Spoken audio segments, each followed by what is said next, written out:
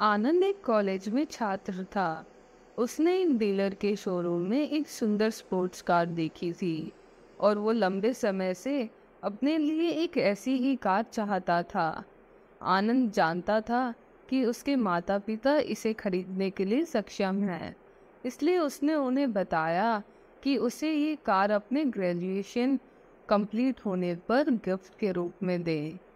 देखते ही देखते वो दिन भी आ गया और पिता ने आनंद को अपने निजी कार्यालय में बुलाया।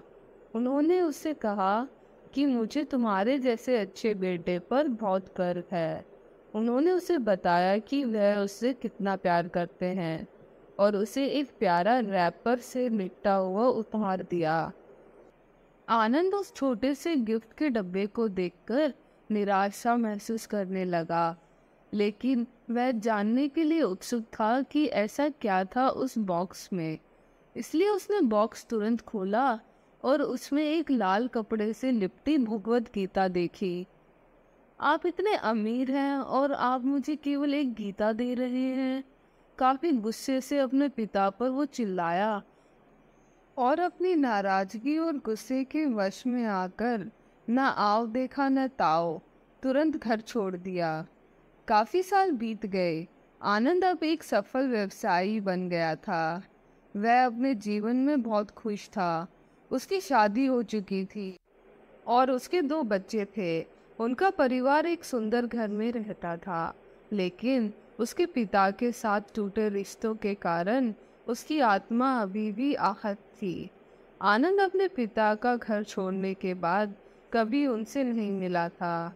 आनंद को उस दिन के बाद अपने पिता को ना मिलने का पछतावा हमेशा रहने वाला था, क्योंकि एक दिन उसे एक पत्र मिला जिसमें उसके पिता के निधन की खबर थी और साथ ही ये बताया गया था कि उन्होंने अपने जीवन भर की पूंजी वसीयतनामा के अनुसार अब आनंद के नाम कर गए थे। अपने पिता की सारी संपत्ति विरासत में मिली तब आनंद अपने पिता के घर पहुंचा और कुछ महत्वपूर्ण कागज की तलाश करने लगा और गलती से उसे वही भगवत गीता का उपहार लिपटा हुआ मिला, जिसे देखकर उसे फिर उसी उदासी का एहसास हुआ। उस गीता को उसने अच्छे से देखा तो उस पर अपने पिता की हैंडराइटिंग में कुछ लिखा पाया। उस पर लिखा था, मैं खुद को बेचकर भी हर सपना पूरा करूँगा तेरा, बस तू सपने जरा बड़े देखना। ये बोल रहा बाप नहीं, जिंदगी का सबसे पहला दोस्त तेरा। ये कविता पढ़ ही ली थी कि अचानक उस किताब से एक चाबी गिरी, जिसके ऊपर लगे टैग पर उसके ग्रेजुएट होने की तारीख के साथ कॉन्ग्रेचुलेशंस और आई लव यू लिखा था।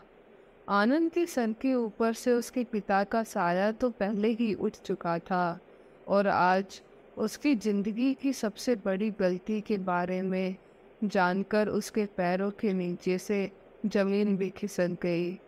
उस दिन आनंद की आंखें और रूह दोनों पछतावे के आंसू रोई।